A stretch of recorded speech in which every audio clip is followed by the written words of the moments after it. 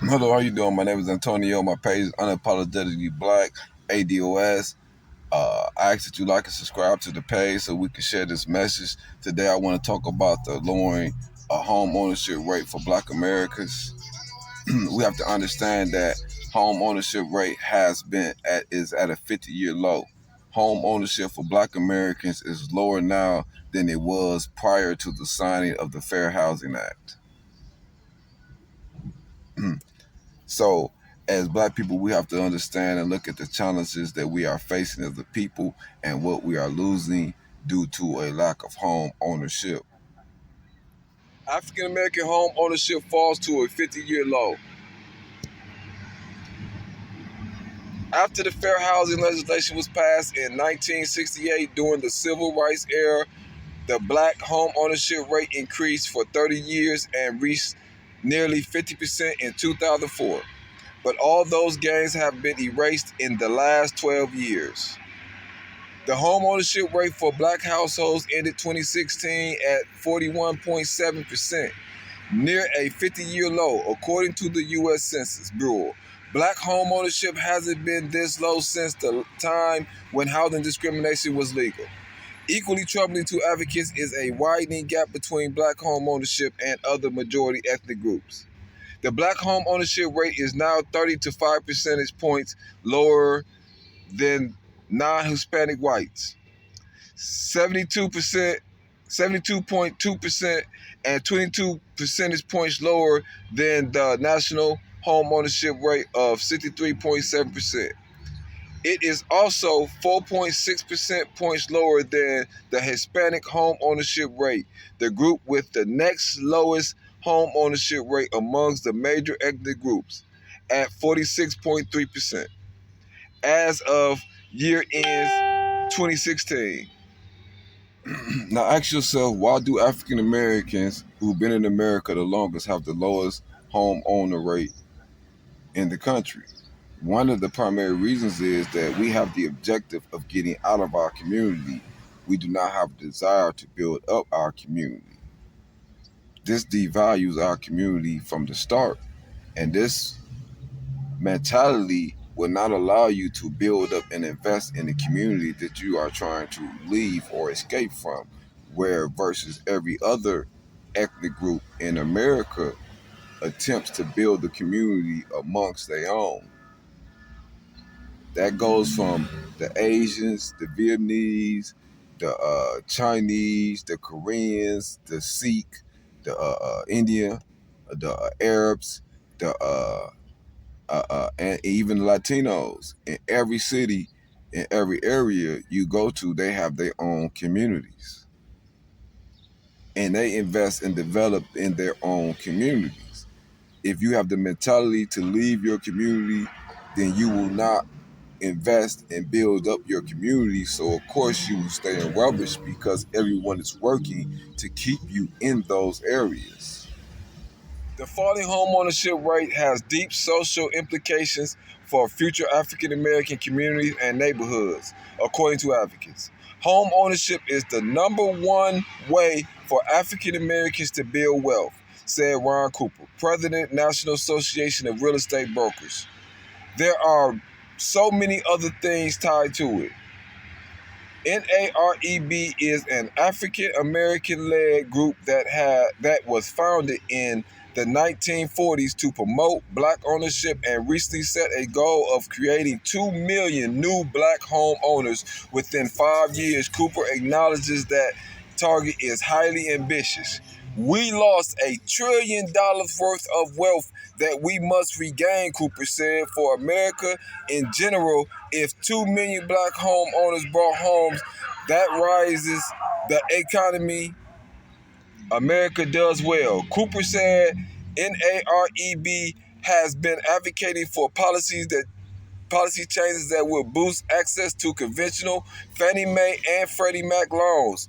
He point to Pew Research Center studies reporting that Blacks accounted for less than 4% of the conventional loans applications in 2015, and Blacks were denied conventional loans at a much higher rate than other ethnic groups.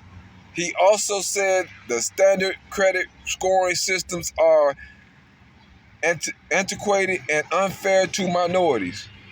One of the problems contributing to the low home ownership rate for African Americans is fear. If home ownership is the quickest way and strongest way to build wealth in a community, we have to ask ourselves who is responsible for building those homes, for making sure we're placed in a position to own homes if that is the means to accumulate wealth in America. We are responsible. And first and foremost, black men are responsible. If men are considered to be builders of the universe, then we are responsible to build the housing that is needed for our community. And if that housing brings us wealth, I don't understand what are we waiting on. We're waiting on someone to give you an allowance to go and do chores, rather than taking the initiative as man and do what's need to be done, which is unite with the other 49 black men,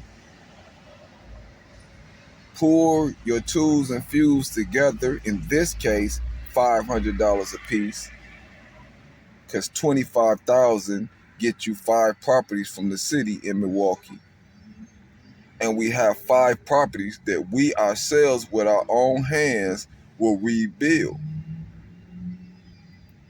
The value we create through our work will be our value.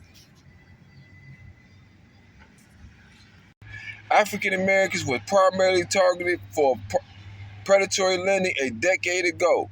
In many cases, African Americans refinanced with exotic loan products, draining out all of the equity in their homes. After housing values crushed, they lost their homes to foreclosure in even greater numbers. African American people are not applying for home loans, Cooper said. We believe this is a Black America has an issue with putting the cart before the horse. And I say that because we want the wealth without building the institutions. This is a problem, and this is why we always end up being taken advantage of. And you can see this time and time again, even with the black elites. Kanye West had the Yeezy shoes, but they were stripped from him by Adidas because he did not actually own the real company. He wanted the wealth, but he did not want to put in the work to build the infrastructure to own it. Same with Puffy. He wanted to claim entrepreneurship and ownership of Ciroc when he only had an endorsement deal. And when he reached a disagreement, they snatched away from him all that he built. We continue to put the cart before the horse. We want homes, but we don't want the infrastructure to maintain it. It's time to put the horse in front of the cart. We create the infrastructure to build, redevelop the houses, and to maintain the houses. Off of that skill and the resources built off taking our labor and turning it into equity, we can begin to use that equity and those resources to begin to finance our community with the equity that we have built with our own hands. This is why it is a necessity for the 50 black men to come together, take their labor, and build the houses that is necessary in our community. Because those houses grow in value. That value and that equity can be used to continue to develop our community in the way that is fitting to us. A complicated problem. The reason for the decline in the black home ownership rate are many and complicated. However, various studies have shown that African Americans as a group compared with whites have lower credit scores, lower income, and lower education levels. The lower home ownership rates contribute to those social problems because blacks are denied a primary wealth building tool. A Pew study determined that the wealth of white households was 13 times greater than that of black households in 2013, up from 8 times the wealth in 2010. It could potentially take a generation to boost back the black home ownership rate, said Ralph Pendell, co-director of the Metropolitan Housing and Community Policy Center at the Urban Institution. Pendell also said black households continue to face illegal discrimination and substantial forms of legal discrimination that have shut them out of the housing market. It is going to take a lot more than simply making it easier for people to get mortgages to really overcome the long history, Pendell said. It is a 75-year history, more than that, hundreds of years of a legacy of discrimination. You can't just undo that by making mortgages easier to get. The home to get. The home ownership rate has been on a decline trend generally for the past dozen years, particularly among the two youngest home buying generations. This is especially true among black households where young people also aren't buying homes at the rate their parents did.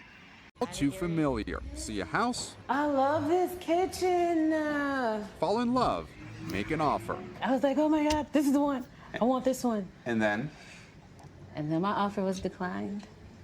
The Navy veteran was pre-approved with a loan, hoping to move to Gwinnett County, Georgia, to be closer to her mother. How many offers did you put down? 30.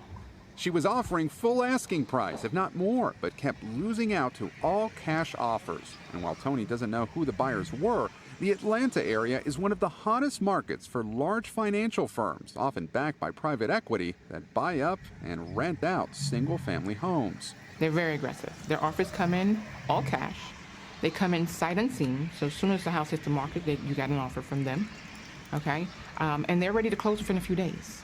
Atlanta real estate agent Erlene Holder says more than half her office's listings are going to investment companies. The companies typically use computer algorithms to identify desirable property so they can bid quickly. One of them is Invitation Homes, which owns more than 12,000 single-family houses in the Atlanta area, and nationwide, more than 81,000. The company points to the country's current rental housing shortage and says it provides choice and flexibility to the growing segment of Americans across all generations who are opting to rent instead of own. 3 other large firms own more than 100,000 homes combined. One of them just announced a $5 billion fund to buy more. The pandemic has really accelerated this business. Right. I need my black people to be honest with who they are and our condition, and be honest. Do you think that you can really compete or outbid a venture capitalist firm for a house? Chances is you cannot. So these are the challenges that we, our black people, are up against when competing to become homeowners. The biggest wealth builder in America, you have institutions that are attempting to permanently turn you into renters. You're receiving no protection from your government for you having to bid against these large venture corporate companies. You have no choice but to transfer your equity into labor. There is no other option for us as a people. You have to look at what we are up against, the condition we in, and how we are quickly losing more and more ground by the day. Black men have no option but to unite, take your skills, and build the community that you desire. Pendell said he doesn't agree that African Americans are less eager to own homes today. However, if people think that African Americans don't want to own homes, that is a misconception. Pendale said. Instead, it is because they can't access home ownership. Many thanks to YouTube, to MP3 converter services,